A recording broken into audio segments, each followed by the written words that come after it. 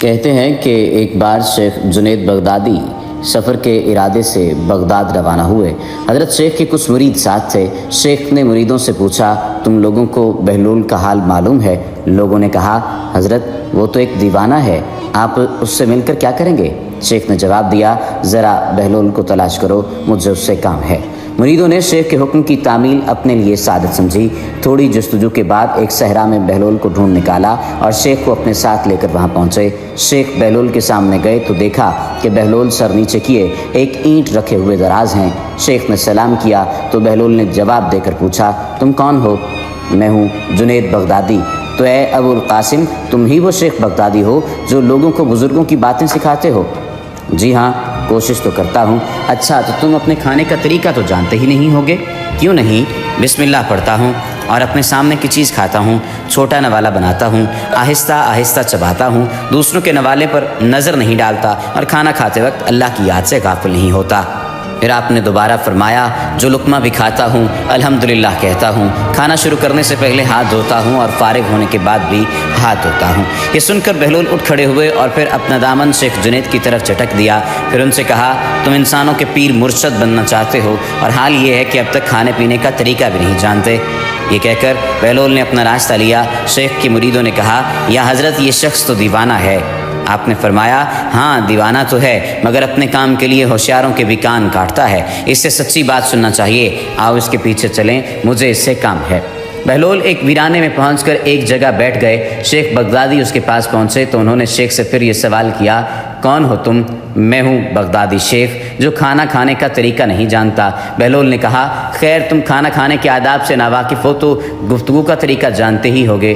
شیخ نے جواب دیا، جی ہاں جانتا تو ہوں، تو بتاؤ کس طرح بات کرتے ہو؟ میں ہر بات ایک اندازے کے مطابق کرتا ہوں، بے موقع اور بے حساب نہیں بولے جاتا، سننے والوں کی سمجھ کا اندازہ کر کے خلق خدا کو اللہ اور رسول اللہ صلی اللہ علیہ وآلہ وسلم کے احکام کی طرف توجہ دلاتا ہوں۔ یہ خیال رکھتا ہوں کہ اتنی باتیں نہ کہوں کہ لوگ مجھ سے بیزار ہو جائیں۔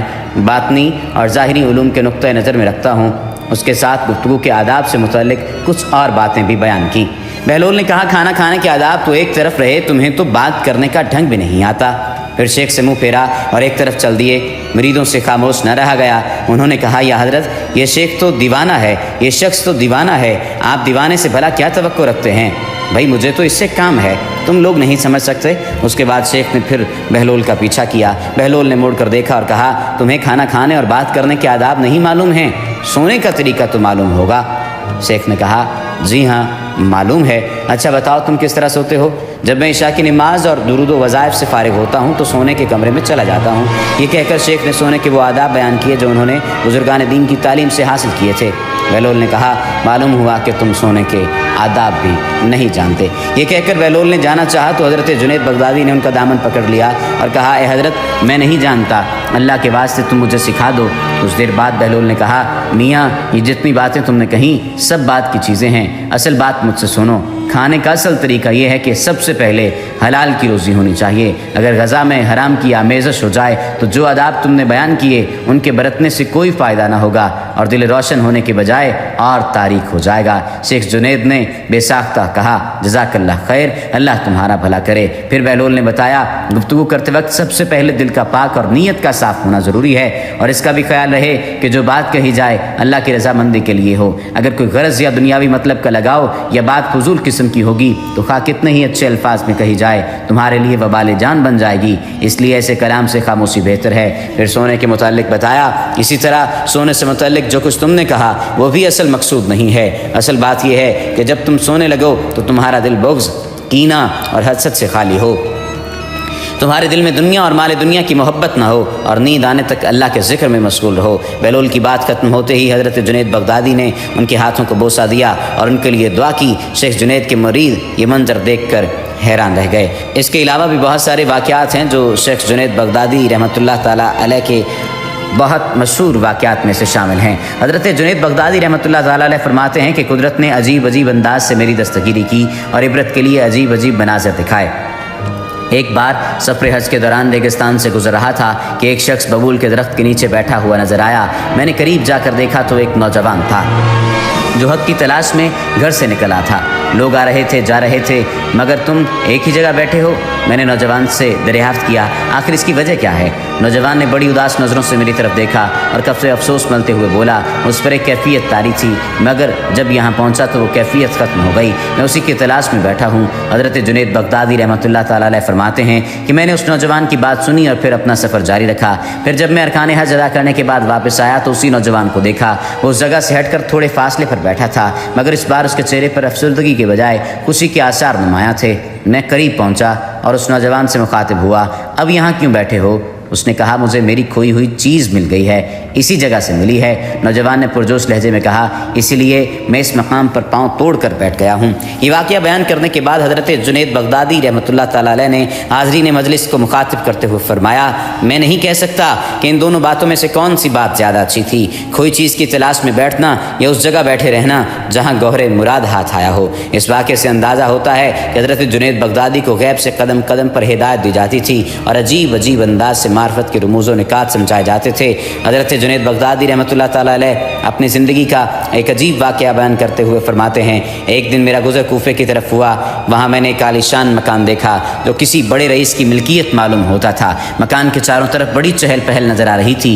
कदम कदम पर दौलत के करिश्मे नुमायाँ थे। इस मकान के कई दरवाजे थे और हर दरवाजे पर नौकरों और ग़ुलामों का हुजूम नज़र आ रहा था। अभी मैं दिल ही दिल में उन लोगों की बदकिस्मती और बेखबरी पर अफसोस कर रहा था कि अचानक एक खुशगुलो औरत की आवाज़ सुनाई दी। मैंने गौर से सुना, वो औरत निहायत दिलकश आवाज़ में ये अशार गा रही थी, ए मकान, तेरी चार दीवारी के अंदर कभी कोई गम ना आए और तेरे रहने वालों के साथ ये जालिम ज़माना कभी मजाक न करे। जैसा कि उसकी आदत है कि वो बड़े महल्लात को आन की आन में वीरान कर देता है। जब कोई मेहमान बेघर हो तो ऐसे मेहमान के लिए तो कैसा अच्छा घर है। हज़रत जुनैद बगदादी रहमतुल्लाह ताला अलैह ने औरत के अशार सुने तो ये फरमाते हुए आगे तशरीफ़ ले गए, इन लोगों की हालत बहुत नाजुक है और संगीन है। ये दुनिया और इसकी रंगीनियों में मुकम्मल तौर पर गर्क हो चुके हैं। फिर एक मुद्दत के बाद इत्तेफाक से हज़रत जुनैद बगदादी का गुज़र उस महलनुमा मकान की तरफ से हुआ। आपने हैरान होकर उस इशरत कदे पर नज़र डाली, कोई नौकर और ग़ुलाम वहाँ मौजूद नहीं था। दर दीवार इंतहाई खस्ता हो चुके थे और जगह जगह से ईंटें गिर रही थीं। रेशमी पर्दे धज्जियों में तब्दील होकर पैबंदे खाक हो चुके थे। दरवाजे तबाह हो गए थे। अब न साहिब जायदाद था न दरबान था। फानूसों और कुमकुमों की जगह चमगादड़ों ने अपने मस्कन बना लिए थे। जिन कमरों में शहर के बड़े बड़े उमरा जमा होकर दादो ऐश दिया करते थे, अब वहाँ आवारा कुत्तों ने डेरे डाल दिए थे। हर तरफ ज़िल्लत व नहूसत बरस रही थी और हातिफ़ गैब ये अशार पढ़ रहा था, इसकी सारी खूबियाँ जाती रहें और रंजो अलम नुमायाँ हो गए। ज़माने का यही मिजाज है कि वह ऐसे मकान को सही व सालम नहीं छोड़ेगा। लिहाजा मकान के अंदर जो उन्स मोहब्बत पाया जाता था उसे वहशत में बदल दिया गया है और कैफ सुरूर की जगह शोर और मातम बर्पा किया गया है। आप इस बात से अंदाज़ा लगाइए कि बुज़ुर्गों की ज़िंदगी से हमें सीखने को क्या कुछ मिल सकता है। हज़रत जुनैद बगदादी और बहलोल दाना के अगर अक़वाल की बात की जाए, उन तमाम तर सूरत हाल की बात की जाए तो हम सिर्फ शायद यही समझते हैं कि सिर्फ बात करना काफ़ी है, सिर्फ खाना पीना काफ़ी है या सोना काफ़ी है। दर हकीकत जिस तरह से जिस अंदाज़ में बहलोल दाना ने ये बात समझाई कि खाने की अगर बात है जहाँ तक, तो हलाल खाना सबसे अहम बात है। अगर गुफ्तगू की बात है तो सच बात दर हकीकत गुफ्तगू का माहसल है और हासिल गुफ्तगू का सच बात ही है। जब तक सच बात नहीं की जाएगी, जब तक सच नहीं कहा जाएगा, उस वक्त तक गुफ्तगू में वो रंग ढंग नहीं आ सकेगा और गुफ्तगू का असर नहीं हो सकेगा। और सोने की बात जहाँ तक है, अल्लाह की याद में अगर आप दिन बसर करें तो अल्लाह की याद में ही आप सोए जाएं।